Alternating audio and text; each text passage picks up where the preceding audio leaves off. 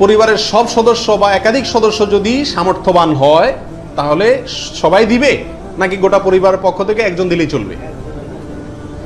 নবী আলাইহিস সালাম থেকে এক্ষেত্রে একটা হাদিস বর্ণিত হয়েছে, যেটা একটু আগে আপনাদেরকে শুরুতে আমি শুনেছি, মুসনাদ আহমদে বর্ণিত হয়েছে এবং আরো অনেক হাদিসের কিতাবে কাছাকাছি হাদিস বর্ণিত হয়েছে। নবী আলাইহিস সালাম বলেছেন যে প্রত্যেক পরিবারের উপরে একটি কোরবানি জরুরি, প্রত্যেক পরিবারের উপরে উযহিয়াতুন একটি কোরবানি জরুরি, আলা কুল্লি আহলি বাইতিন, এই ধরনের শব্দ তিনি ব্যবহার করেছেন, প্রত্যেক পরিবারের উপরে। এই হাদিস থেকে বোঝা যায় কোরবানি এটা এক পরিবারে একাধিক সদস্য যদি হয় সামর্থ্যবান, তথাপি যিনি মূল কর্তা তিনি দিলেন তাহলে সবার পক্ষ থেকে হয়ে যাবে।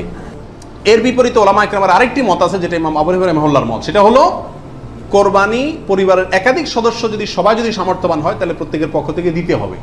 ওনার যুক্তি, উনি বলেন নবী আলাইহিস সালামের ওই হাদিস, যে হাদিসে তিনি বলেছেন যার সামর্থ্য আছে আর কোরবানি দেয় না সেজন্য ঈদগাহে না আসে। এখানে যার সামর্থ্য আছে প্রত্যেক ব্যক্তিকেই শামিল করে এই নির্দেশনা। বিষয়টা গবেষণামূলক, উভয় পক্ষেরই দলিল এবং যুক্তি আছে। তো এক্ষেত্রে সতর্কতামূলক মত যদি অবলম্বন করি আমরা, তাহলে প্রত্যেকেরই যার যার সামর্থ্য আছে তার পক্ষ থেকে করা যেতে পারে, এবং করলে সমস্যা হবে এটা কারোর মতেই নাই।